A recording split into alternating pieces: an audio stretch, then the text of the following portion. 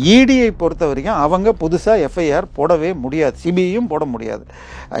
ஏற்கனவே மாநில அரசு போட்ட எஃப்ஐஆரில் இது மணி லாண்டரிங் இருக்குன்னு சொன்னால் தான் இடி வர முடியும். ஸோ இந்த வழக்கில் உள்ள தெளிவாக ஸ்ரீராம் ப்ராப்பர்ட்டிஸுக்கு அந்த 30 கோடி எங்கேருந்து அவங்க வெவ்வேறு கம்பெனிலேருந்து இதுக்குள்ளே கொண்டு வந்தாங்க, அதிலிருந்து எப்படி இந்த கம்பெனிக்கு போச்சு, அங்கேருந்து எப்படி போச்சுங்கிறது எல்லாத்தையும் எடுக்க கிட்டத்தட்ட 100 கோடி ரூபாய் மதிப்பானம் உள்ள திரு வைத்திலிங்கத்துக்கு ஒரு சொத்துக்களை ஏற்கனவே இடி அட்டாச் பண்ணியிருக்கு. இப்போ இவை எல்லாமே கரெக்டாக கோரிலேட் பண்ணி இன்னைக்கு அந்த ஆதாரங்களை டிவிஎஸ்சிக்கு அனுப்பியிருக்காங்க. டிவிஎஸ்சி இன்னைக்கு வரைக்கும் வைத்திலிங்கம் பேரில் சார்ஜ் ஷீட் போடல. எஃப்ஐஆர்கள் போடவே கூடாது அப்படின்னு இந்த ஆட்சியில் இருக்குது. இன்னொன்று டாஸ்மாகில் எடுத்துக்கிட்டாலே உங்களுக்கு எந்த எஃப்ஐஆரில் போட்டிங்கன்னா ஹைகோர்ட்லேயே போய் கேள்வி கேட்டாங்க. அதுக்கப்புறமா நம்மளே தெளிவாக சொன்னோம், விழுப்புரத்தில் ஒரு எஃப்ஐஆர் இருக்குது. அதாவது போன ஆட்சியில் ஒரு 37 எஃப்ஐஆர், 36 எஃப்ஐஆரும், இந்த ஆட்சியில் ஒரு 7.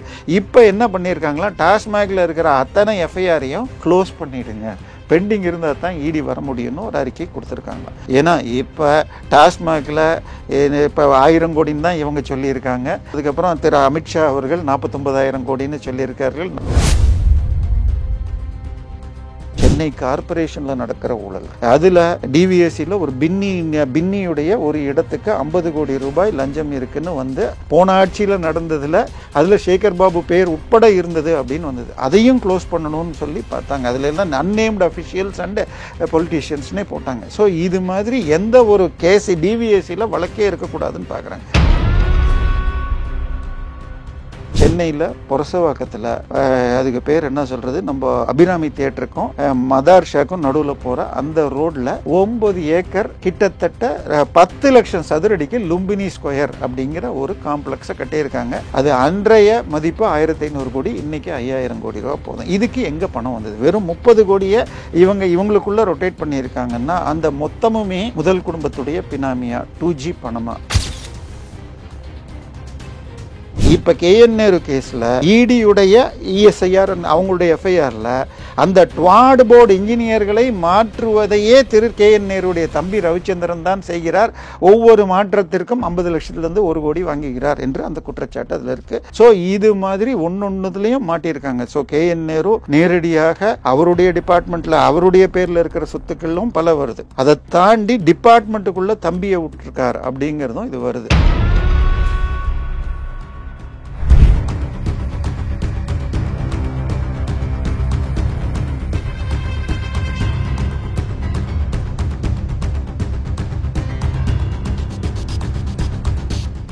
ரியல் ஒன் நேயர்களுக்கு வணக்கம். இன்று நம்மளுடைய நேர்காணலுக்கு அரசியல் விமர்சகர் திரு தேவப்பிரியா அவர்கள் இணைஞ்சிருக்காங்க. சார் வணக்கம். வணக்கம். அதிமுகவினுடைய முன்னாள் அமைச்சர் திரு வைத்தியலிங்கம் அவர்களுடைய வழக்கு, அதாவது இடி கிட்டேருந்து டிவிசிக்கு மாறி இருக்கதா செய்திகள்ல பார்க்க முடியுது. இந்த ஒரு விஷயத்தை எப்படி பார்க்கறது? இல்லை, அதாவது திரு வைத்திலிங்கம் அவர்கள் வீட்டு வசதித்துறை நகர்ப்புற வளர்ச்சித்துறை அமைச்சராக இருந்த பொழுது சென்னை போன டைமா சார் 16 to 21 2011-16 அந்த காலகட்டத்தில் அப்போ அவர் நம்ம அதுக்கு பேர் சென்னையிலேருந்து தாம்பரம் தாண்டினீங்கன்னா உங்களுக்கு இரும்புலியூர் இருக்கு, பெருங்களத்தூர் இருக்கு. பெருங்களத்தூர்ல இன்னைக்கு ஸ்ரீராம் ப்ராப்பர்ட்டிஸ் பெருசாக ஒரு காம்ப்ளெக்ஸ் கட்டி வச்சிருக்காங்க. அது முன்னால ஸ்டாண்டர்ட் மோட்டார்ஸ் அப்படிங்கிற ஒரு நிறுவனம் இருந்தது. அதை வாங்கி அவங்க பேங்க் ஆக்ஷன்ல வாங்கி டெவலப் பண்றதுக்கு அப்ரூவலுக்கு போனால் 3 வருஷம் எந்த வேலையும் ஆகலை. உடனடியாக இவர்கிட்ட திரு வைத்திலிங்கத்தை கான்டாக்ட் பண்ணால் கிட்டத்தட்ட 1400 வீடுகள் கமர்ஷியல் போர்ஷன் வேறு ஐடி காம்ப்ளெக்ஸ். முதல்ல முழுக்கவே ஐடி போடுறதாக இருந்தாங்க. அப்புறம் கமர்ஷியல் ஐடி ஓடலைன்னு சொல்லி பாதி ரெசிடென்ஷியலாகவும் மாற்றினாங்க. ஸோ அந்த கன்வர்ஷன் இந்த மாற்றலுக்கு அமைச்சர்கிட்ட தான் மாட்டிகிட்டு இருக்குன்னு தெரிஞ்ச உடனே சரியான ஆட்களை பிடித்து கிட்டத்தட்ட 30 கோடி வரைக்கும் பேரம் பேசப்பட்டு சில ஸ்ரீராம் ப்ராப்பர்ட்டிஸ் தன்னுடைய குழு நிறுவனங்கள்லேருந்து பணத்தை டிரான்ஸ்ஃபர் பண்ணி அது திரு வைத்திலிங்கத்துடைய மகன் நடத்தும் ஒரு நிறுவனத்துக்கு 28 கோடி போன அத்தனை டீலிங்கையும் அவங்க எடுத்திருக்காங்க. இதில் சில முன்னோடிகளை திரு அரப்போர் ஜெயராமன் அவர்கள் கம்ப்ளைண்டாக டிவிஎஸ்சிக்கு கொடுத்திருந்தார். இடியை பொறுத்த வரைக்கும் அவங்க புதுசாக எஃப்ஐஆர் போடவே முடியாது, சிபிஐயும் போட முடியாது.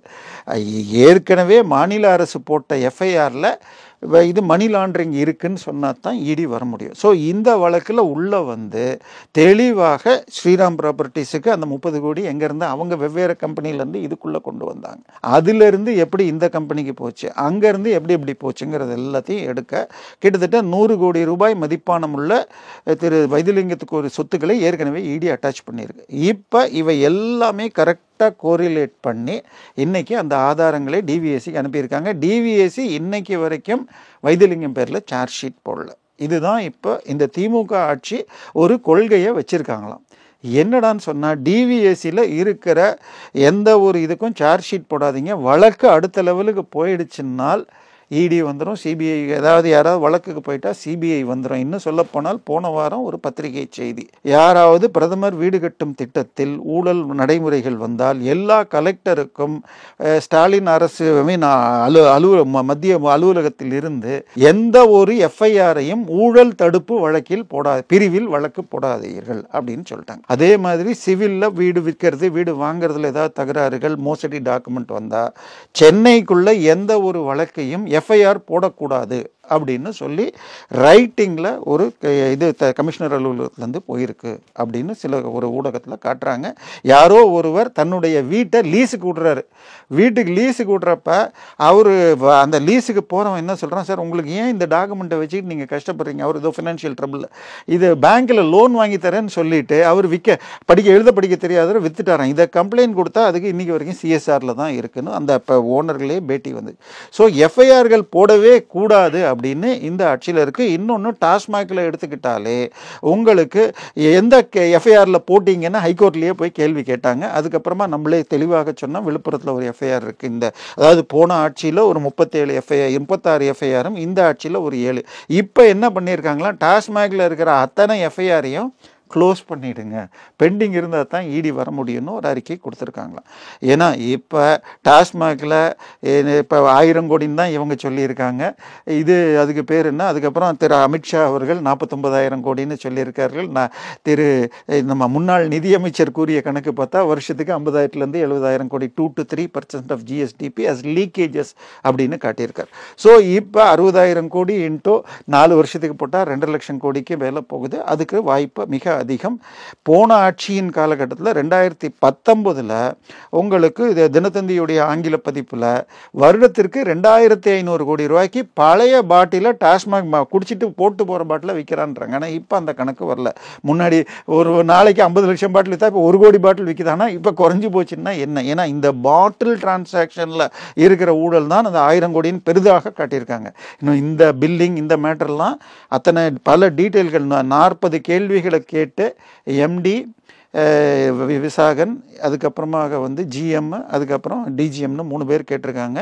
அவங்க கொடுக்குற பதிலின் அடிப்படையில் மேலும் 2 டைரக்டர், முக்கியமான டைரக்டர்கள் யாருன்னு பார்த்தால், ஒன்று இந்த ஆட்சி உதயச்சந்திரன் ஆட்சி அப்படின்னு சொல்லுவாங்க, யூசி ஆட்சி, அவர் தான் ஒரு டைரக்டர். இன்னொன்று ஹோம் செக்ரட்டரி, அவங்களையும் அழைக்கக்கூடும் அப்படிங்கிறது. அதை தாண்டி எம்டிக்கு மாத்திரம் 4 ஜிமெயில் ஐடி, ஜிஎம்க்கு 3 அப்படின்னு இந்த ஜிமெயிலில் எம்டியுடைய 4ல் ஒரு பர்டிகுலர் ஐடி முழுக்க துறை அமைச்சருக்கும் சூப்பர் சீஃப் மினிஸ்டருக்கும் உள்ள டிரான்சாக்ஷன் மட்டுமே இன்னைக்கு இங்கே வரும், பில் இல்லாமல் அங்கே அந்த கோடவுனுக்கு அனுப்புங்க அப்படிங்கிறலாம் வந்திருக்க மாதிரிலாம் இருக்கக்கூடும் அப்படின்னு சில தகவல்கள் வருது.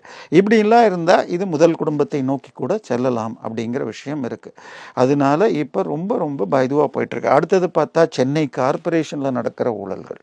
அதில் டிவிஎஸ்சியில் ஒரு பின்னியுடைய ஒரு இடத்துக்கு 50 கோடி ரூபாய் லஞ்சம் இருக்குன்னு வந்து போன ஆட்சியில் நடந்ததில் அதில் சேகர் பாபு பேர் உட்பட இருந்தது அப்படின்னு வந்தது. அதையும் க்ளோஸ் பண்ணணும்னு சொல்லி பார்த்தாங்க. அதில் எல்லாம் அன்னேம்டு அஃபிஷியல்ஸ் அண்ட் பொலிட்டீஷியன்ஸ்னே போட்டாங்க. ஸோ இது மாதிரி எந்த ஒரு கேஸ் டிவிஎஸ்சியில் வழக்கே இருக்கக்கூடாதுன்னு பார்க்குறாங்க.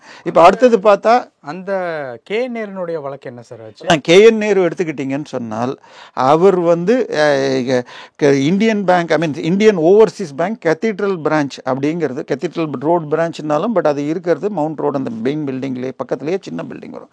அந்த பிரான்ச்சில் ஒரு 30 கோடி ரூபா கடன் வாங்கியிருக்கார். 2013 டிவிஎச் சேர்ந்த ட்ரூடோம் என்ற அந்த குரூப்பை சேர்ந்த ட்ரூடோம் என்ற கம்பெனி. அந்த கம்பெனி அந்த பணத்தில் என்ன நாங்கள் வாங்கி விண்மில் இவ்வளவு விண்மில் போட போகிறோன்னு ப்ராஜெக்ட் ரிப்போர்ட்டை போட்டு வாங்கிக்கிட்டு எந்த ஒரு விண்மில்லும் போடாமல் வேறு 3 சப்சிடரிக்கு ட்ரான்ஸ்ஃபர் பண்ணி அந்த சப்சிடரியிலேருந்து டிவிஹெச்சுக்கு வந்துருச்சு. அந்த சப்சிடரி கம்பெனிலெல்லாம் நேரடியாக அருண் நேரு டைரக்டராக இருக்காங்க. ஆனால் இது நடந்ததெல்லாம் பார்த்தீங்கன்னா 2013 காலகட்டம். 2013 ஒரு 30 கோடிக்கு இவ்வளோ விளையாடி இருக்காங்க. ஆனால் 2013 இதே டிவிஹெச் போனீங்கன்னா சென்னையில் புரசவாக்கத்தில் அதுக்கு பேர் என்ன சொல்கிறது, நம்ம அபிராமி தியேட்டருக்கும் மதார் ஷாக்கும் நடுவில் போகிற அந்த ரோட்டில் 9 ஏக்கர் கிட்டத்தட்ட 10 லட்சம் சதுரடிக்கு லும்பினி ஸ்கொயர் அப்படிங்கிற ஒரு காம்ப்ளெக்ஸை கட்டியிருக்காங்க. அது அன்றைய மதிப்பு 1500 கோடி, இன்றைக்கி 5000 கோடி ரூபா போதும். இதுக்கு எங்கே பணம் வந்தது? வெறும் 30 கோடியை இவங்களுக்குள்ளே ரொட்டேட் பண்ணியிருக்காங்கன்னா அந்த மொத்தமுமே முதல் குடும்பத்துடைய பினாமியா 2G பணமா அப்படிங்கிற சந்தேகங்கள் இருக்குது. இதை தாண்டி மற்ற பல பில்டிங்களும் நம்ம பேசியிருக்கோம் ஏற்கனவே. டிவிஹெச்சுடைய சாந்தோமில் இருக்கிற ஒரு பில்டிங், அடையாரில் இருக்கிறது, இதுலன்னு பேசியிருக்கோம். ஸோ இந்த பணம் எல்லாம் எங்கே போச்சு? இதை தாண்டி அமெரிக்காவுக்கும் நெப்போலியன் வழியாக சென்றிருக்கலாம் இருக்குது. ஸோ இப்படி பல விஷயங்களும் ஒன்று சேர்க்கிறப்ப என்ன பண்ணுறது? ஏன்னா அதுக்கு அடுத்தது பார்த்திங்கன்னா பொன்முடி விஷயங்கள்லையும் அதே மாதிரி வெளிநாட்டு பண விவகாரங்கள்லாம் அவருடைய வீட்டில் கரன்சி பிடிச்சிருக்காங்க.